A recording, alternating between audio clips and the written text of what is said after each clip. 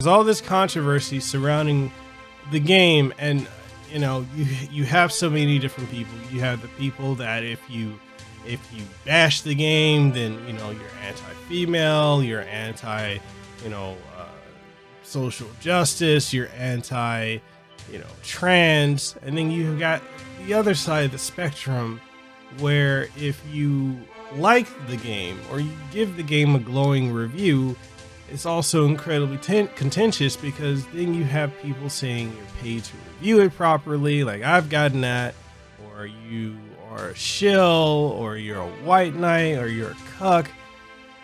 This is an incredibly divisive game. I'll be honest, it's incredibly divisive. But you know what? Controversy creates cash. It's going to be a spoiler-free review.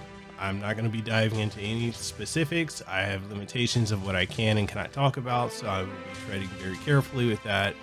I will probably get attacked on both sides for either liking or disliking aspects of it. Look, I'm a gamer first. I'm going to speak my mind, and it is what it is. That being said, I'm Mekel Kasanova, Hawaii content creator. I review games that I'm interested in. I pretty much specifically only do that, and I try to call it down the middle. And in this review, I'm going to talk about the ups, the downs. I'm going to really not play softball. I'm going to call it like I see it. If there's some fuckery in it, I will call it out on it. But other than that, for those who may not want to stick around for the entire video, I'll go ahead and give a spoiler alert. Last of Us Part 2 is a game you need to play for yourself. Figure it out on your own. I'm just going to be giving information as to how I feel about the game. But other than that, it's going to be a longer form review. Let's go ahead and get on with this review. Wish me luck. I'm going to need it. Roll the intro.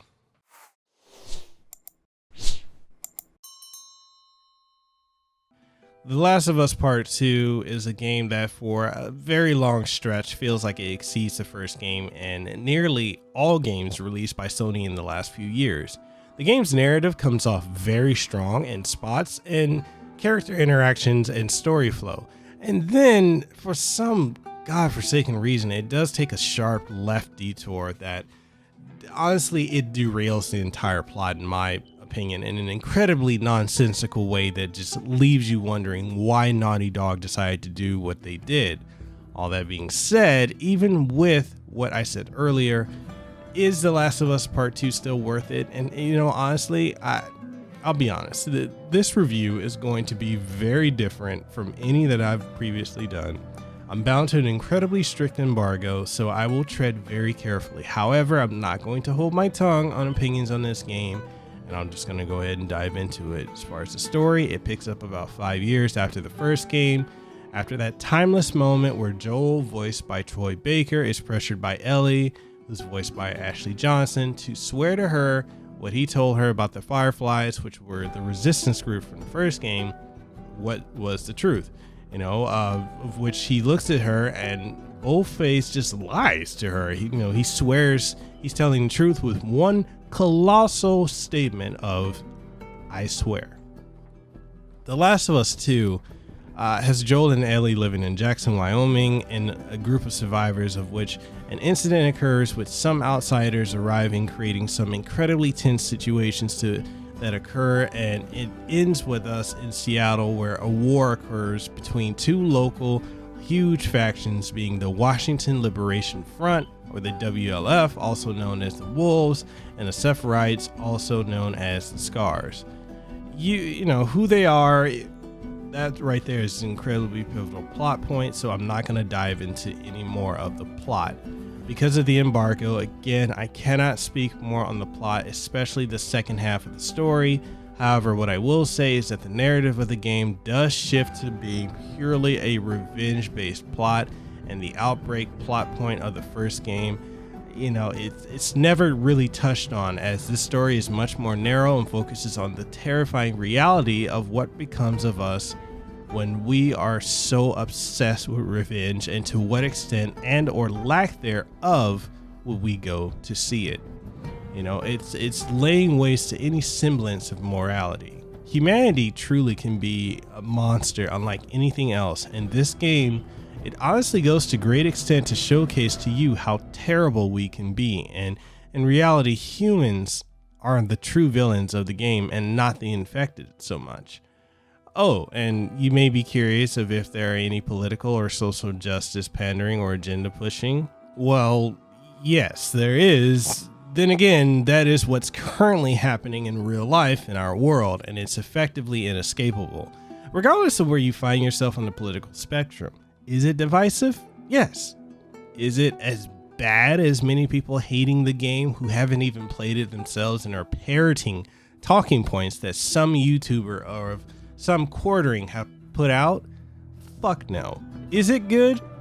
Yes. And no at the same time. The game does drag on too long and has many disjointed parts. And okay, we'll go away from that. We're going to talk about the gameplay. And if you've played the first game, then you don't have much to adjust to here other than the new inclusion of the jump mechanic, which isn't that revolutionary, but it's something nonetheless. You have the returning crafting mechanic from the first game that people for some reason either tend to love or hate, with me tending to love it because it feeds into the survival aspect of the game. The gunplay in The Last of Us was always a point of contention for a lot of people, being intentionally clunky on purpose to keep reminding you that you're not playing as some experienced military gun for hire or even Nathan Drake from the Uncharted series. So every shot needs to be planned out and precise, or find a way to avoid battles by using the environment and items such as bricks and bottles to distract your enemies from humans to infected. Like in the original, you are able to upgrade your weapons to allow you to have better fire rates, capacity, reload speed, reduced kickback, and more, making the weapons more manageable and less clunky. Ellie's shanking skills have gotten, well, more shankier. You know, the ankle tax is real. With her switchblade, you know, she's a lot more brutal with it than she was in the first game in the DLC, you know, with her ability to dispatch enemies given how ruthless she's become. Melee combat has been expanded on with not only the ability to attack with punches and melee weapons, but also the ability to duck and dodge and throw timed knockdown blows. And also, you can finally dodge the one-hit clickers of the first game. Some new aspects of the game that are, in my opinion, a welcome addition are the ways that the human enemies act when in search mode, looking for you as they call out to one another to look in specific places and call each other by name, and they're accompanied by dogs that will sniff you out and go after you. With how enemies are and the new dogs, it is in your best interest to take out dogs and then go after remaining humans and at times infected, as you'll often see how the roles reverse constantly between being hunted and being the hunter, specifically with the new laying prone mechanic and crawling. Now, many reviewers have mentioned how it's too brutal of a game and how the game makes them feel uncomfortable. Here's my response to you. Grow a fucking pair. With all the blood and gore and violence in the media, there was nothing in The Last of Us 2 that ever made me feel uncomfortable, as we've seen this in games and TV and media before. And honestly, if you want a point of correlation, then remember Spec Ops: The Line, and there you go. This is about really the subversiveness of the human psyche. Graphically speaking, this game is probably the best looking game of this generation, be it on console or PC. Like, nothing thus far has or can touch this game graphically. The game runs at 1080p on base PS4 and Slim, and on the PS4 Pro it runs at 1440p, and both resolutions are for some odd reason locked at 30 frames per second instead of 60 frames per second. Yet, no matter the frame rate, the game looks absolutely gorgeous. Everything from the lighting effects to the physics effects to swaying of grass, decay of debris of buildings, rot of the infected, and above all, Ellie, Joel, and the various characters all look so close to lifelike that you could forget that you're playing a game. If you have the capacity also to utilize HDR, then I highly recommend you turn that on, because then you are in for one of the most groundbreaking video game experiences that's incredibly beautiful, and it's the best use of HDR in gaming, bar none. Now, as far as the audio goes, the subtle nuances of the environment really draw you into the world of Ellie and Joel, with the ability to hear exactly where your enemies are based on, audio cues, and other part being the sound of the wind, flickering of fire, shots of the gun, and the gutting and mutilation of you and or your enemies, and even something so odd to speak about, which I didn't think I would actually talk about this at all, but it's the sound of mud on Ellie's shoes, and yes, it's that damn good. The voice acting is just as good as it was in the first game, if not even more so. The tonal difference in the performances of Troy Baker and Ashley Johnson show themselves, able to make Joel and Ellie sound not only older, but also much more weathered and ultimately worn out on a physical and mental level. The performances are beyond anything Hollywood has done in the last decade. The soundtrack is, in one word, awe-inspiring, and in another 2 words, terrifyingly haunting. Now, as far as the downsides of this game are purely in the narrative alone. It's simplistic and carnal in its revenge theme and doesn't answer the questions that were left unanswered in the first game. I think of all the things I am most annoyed with, it would be the fact that the story left me not having answers to questions I had from the first title, and also had me wondering why trailers and promotional material focus so heavily on the sexual orientation of Ellie and her single-mindedness instead of a broader narrative experience. And again, it's not terrible fully, and I say this, and here's the context. Because Ellie was in the first game and its DLC a very narrow-minded, single-minded character with very little dimensions to her in many respects. Not saying she doesn't have any additional dimensions, but the way she was portrayed in that one, she's very simplistic-minded on things, unlike Joel. And honestly, the other downside to this game is the marketing for this game in conjunction to how Neil Druckmann and the current Naughty Dog team decided to approach gamers who did not like the narrative shift.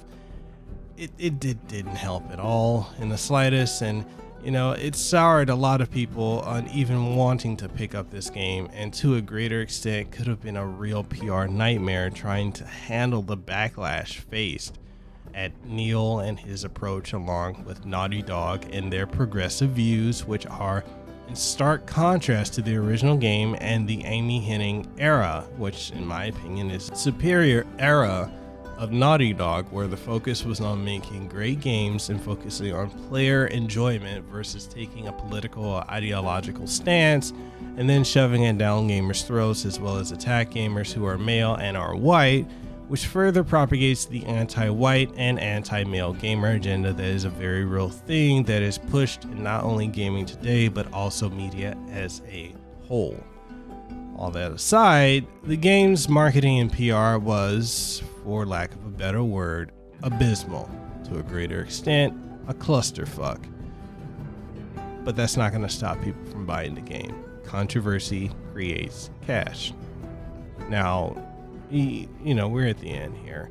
You thought that this is going to be a review that was fence-sitting to avoid the outrage mobs or bashing it to appeal to the artificial "keep your politics out of my games" mob, or a "this is the greatest game of all time." Look, I'm going to tell it to you like it is, and honestly, I liked the game, and honestly found the narrative it was captivating to me and enthralling.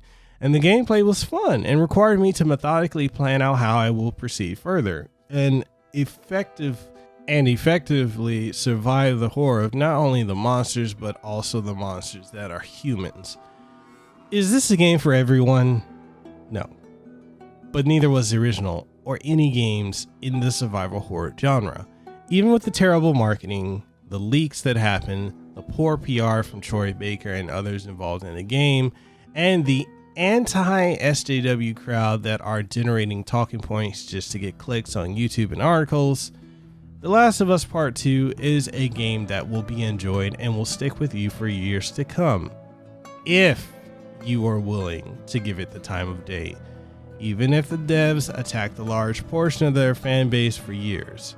The Last of Us Part 2 is a game that I highly recommend, even with how divisive it is, and one that you know, it's probably going to draw some ire for me saying this, but it is a game that I think you should play for yourself and make the decision on your own if you're going to buy this and support it or not. That is entirely up to you. And that's the review of The Last of Us Part 2, a very contentious and divisive, very divisive game, but all in the same. It's a very, very well made game. It's got a very good plot that detours, but other than that, it's a game I just think you should play it and make your own decision. It's not one I can say that you need this game or you need to buy this, or you need to avoid it, don't waste your money. It's never, and I want to be completely honest, like as a reviewer, this is not something that we don't have that kind of power to be able to tell you what to do with your hard-earned money. That's your money. You do what you want to do with it. You think for yourself. I am a free thinker, and I always encourage people to think for themselves, do for themselves, because that's the only way. This is the only way things are going to get done. If you feel that this is a game that's not to your liking, don't buy it. If you feel that it's something you need to wait on a sale for, wait on it. If that's what you feel, if you feel this is something you've been waiting years for and you want to see where the story is going from there, then pick it up. But make the decision on your own. Don't listen to me. Don't listen to other reviewers. Don't listen to other YouTubers or people that are just being opportunists to get clicks for a review. You need to think for yourself. And this is something that is kind of concerning in the modern era of the world that we're living in, is people are not critically thinking for themselves anymore. People are, for lack of a better term, being absolute drones, and just instead of experiencing things in games and movies and music and art for themselves, they are going off of what someone else told them, because it's the path of least resistance. It's very low effort, and it's autonomous. And that type of mentality is incredibly dangerous, because that drone mentality, the autonomous mentality, is going to lead us to an Orwellian future that we're already heading into. So think for yourself. There's a lot of work that went into the creation of this game. I know a lot of people personally that worked on it. A lot of my friends and very prominent voice actors and people in the industry worked on this game. So for anyone saying that it's just a quick cash grab or it's a lazy effort, that's disingenuous to the people who've legitimately put their time, energy, effort, and lives into this game. Is it perfect? No. Is Neil Druckmann perfect? Fuck no. Is Naughty Dog? It's not the same as it was before with Amy Hennig. But everything gets an up. Like every company has an up, every company has a down, and based on who, what, when, and where, it kind of is what it is. The same thing when it comes to leaks. Leaks are detrimental not only to this game, but to Final Fantasy VII Remake and to the gaming industry as a whole. Leaking games, leaking information out, some people do it because they think it makes them cool. It's like, oh, we're helping the buyers. You're really hurting the industry doing that. And it's just sad, seeing people fall out and fight with each other over opinions on video games is very disheartening. It's very disheartening to see that. But other than that, what do you guys think? Did you pick it up? Are you buying it? Are you not going to get it? Whatever your thoughts are, let's get the conversation going down below. Yeah. And again, I want to thank my patrons and my channel members for supporting what I do, because without them, I would not be able to do what I'm doing now. And if you want to become a channel member or a Patreon, or if you like the style of video and content that I put out, links for everything are down in the description below. And with that being said, thank you guys for watching. Catch you guys on streams. I stream every Monday, Wednesday, Friday, and Saturday occasionally, but most definitely more so on Sunday on twitch.tv/Mekel Kasanova. So I'll catch you guys over there. And if you like podcasts where people talk to the video game industry, I got one for you. Kasanova Podcast, #1 Hawaii 4 years in a row. And other than that, I'll catch you guys on the next one. So deuces wild, too sweet. Be the elite. Think for yourself. Be a free thinker. Critically think. Don't be a drone. And I'll see you on the next one. Hey, you made it to the end of the video. Congratulations. And since you made it here, why don't you go ahead and hit that subscribe button. Like the video if you enjoyed it. And you can always check out MekelKasanova.com. If you want to support the content, we've got Patreon, as well as channel memberships and super chats.